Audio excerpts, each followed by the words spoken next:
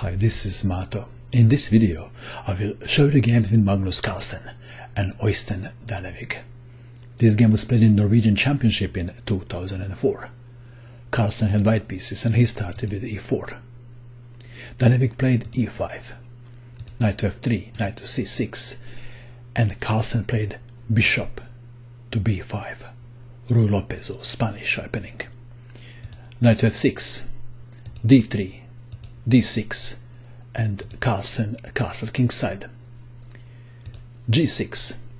It is white to move. Knight to c3 comes to mind.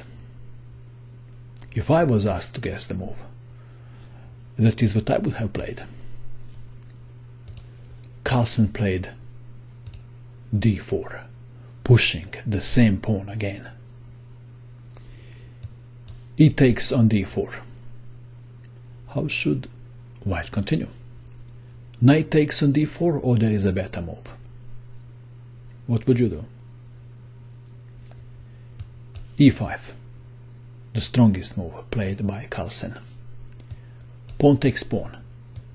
Knight takes on e5, pressure is on the knight on c6.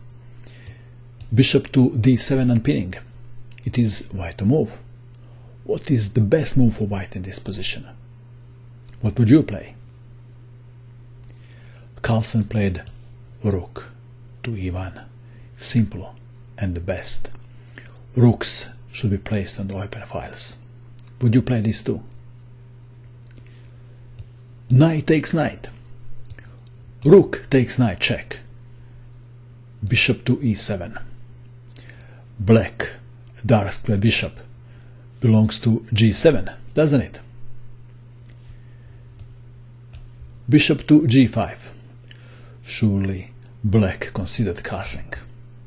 Instead, knight to g8 was played. What happens after castling? Then rook takes on e7. Queen takes rook. Bishop takes bishop. Queen takes bishop. Bishop takes on f6, and this position was white. So we have knight to g8. Queen takes on d4. And black played f6, forking two pieces. What happens if bishop takes bishop? Let's have a look. If bishop takes on b5, then rook takes bishop check. And after knight takes rook, queen takes on h8.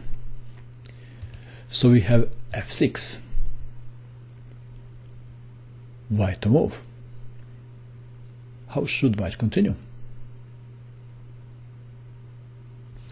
Carlsen played knight to c3. Do you have any suggestions for black now?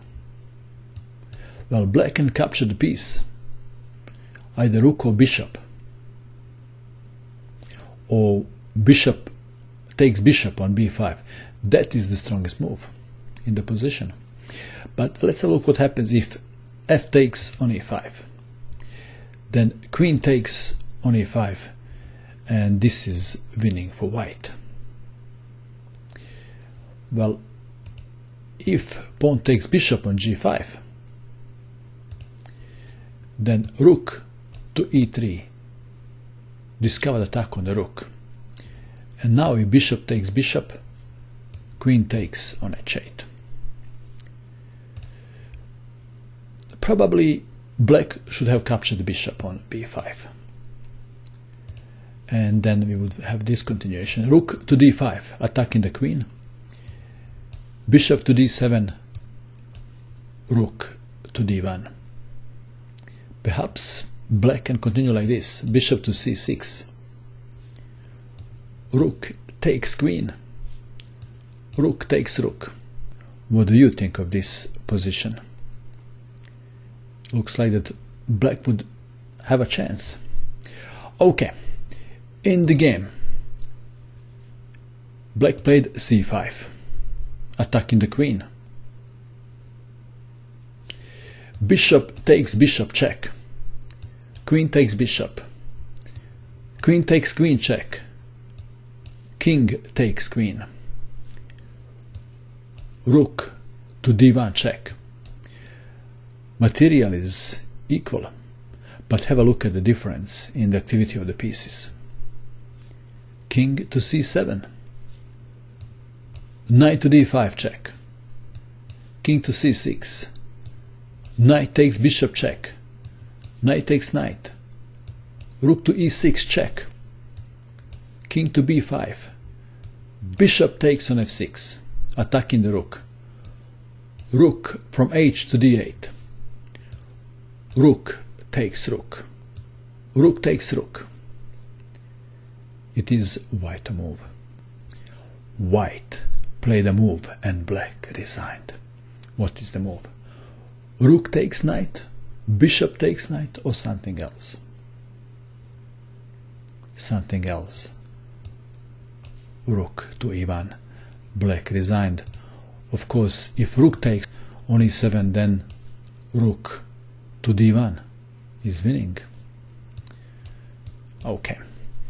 So Carlsen played rook to e1 and black resigned. In view of this continuation, rook to d7 unpinning, then bishop takes knight, and white is a piece up. Interesting game, isn't it? What do you think of this game? And that is all. I hope that you enjoyed watching this video. I wish you good luck with your chess, and bye for now.